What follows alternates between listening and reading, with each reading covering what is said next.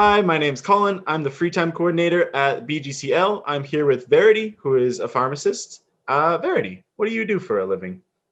I am both a full-time community pharmacist, so I work out in retail, as well as I work casually as a pharmacist at the Cancer Center Clinic. And why did you get into pharmacy work? So growing up, I was always interested in science and medicine. And then in high school, those passions paired with a couple of great teachers meant that the courses that I kind of veered towards were your biology, chemistry based. They really appealed to me. And I was always a little bit more interested in the theory behind science and medicine as opposed to like your hands-on practical. So pharmacy was a great direction for me to take that so I could explore that further. Awesome. What does the day-to-day look like for you?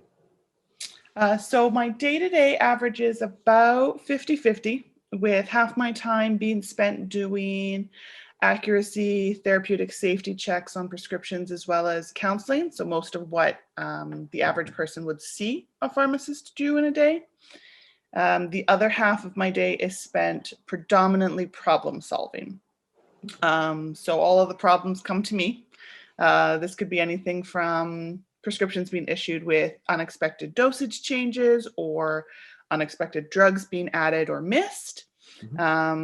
This could also be because of issues with the item that was prescribed to begin with.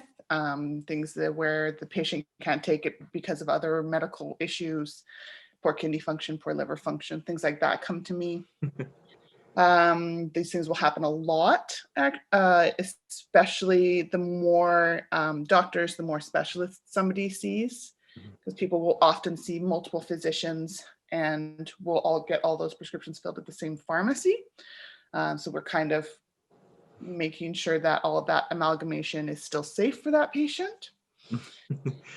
Yeah, it also involves things like solving issues when doctors write prescriptions for things that aren't available in Canada, either because they've been pulled from market or shorted, or patients can't afford a medication because it's not covered under their insurance for one reason or another.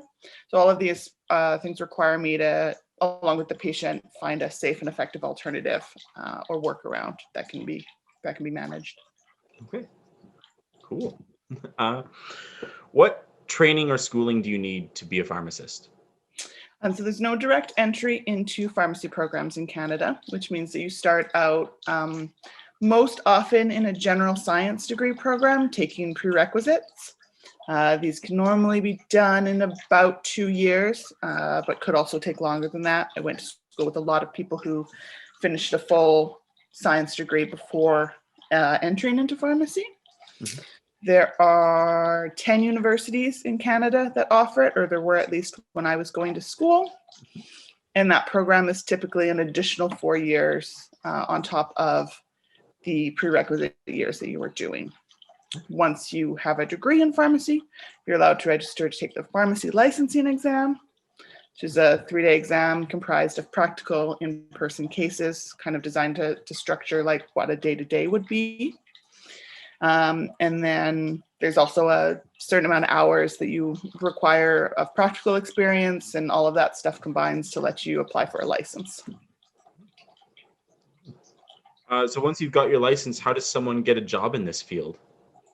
So the vast majority of job postings are now available online, both on websites dedicated to the pharmacies themselves, as well as websites like Indeed, LinkedIn, all of those job posting websites. A lot of those are made available online. And starting out, recognizing that a lot of those postings are probably going to be in more rural locations, at least until you've got some practical experience that you can leverage to move to a larger center. Fair enough. What are some challenges that you face in this career? So pharmacy is constantly changing, and that's the biggest challenge for sure. So keeping up with the changes. Whether this is new drugs coming out onto market, whether having to keep up to date with all of that information, but also the practical of what a pharmacist does has changed quite a bit in the last decade.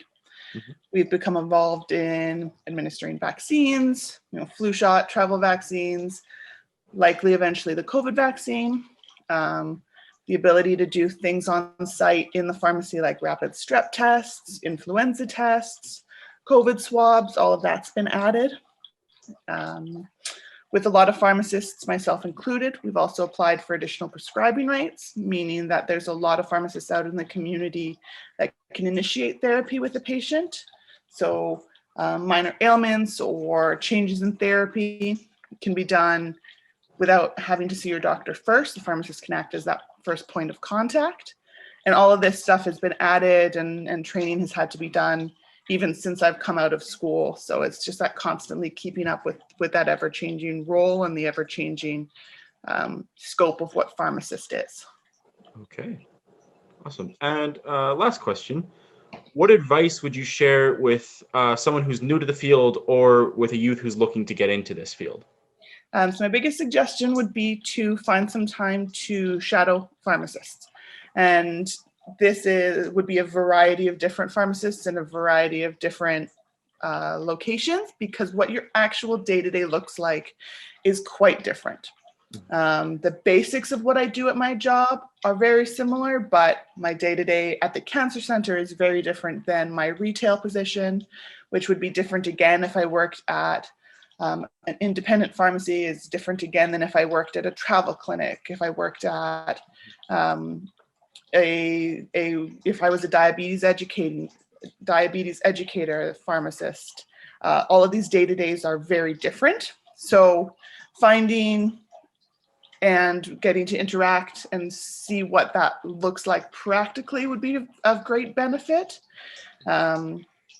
because you may find that you're drawn one way or the other based on how that presents. Would be the best suggestion I can do, because like I said, only about 50% of what a pharmacist does is even visible to the general public. A lot of that is more behind the scenes. Cool. Awesome. Well, thank you very much for your time. And if anyone has any questions for Verity about pharmacy work, let us know and we'll be in contact with her. So yeah, thank you very much. Thanks. Have a nice day. You too.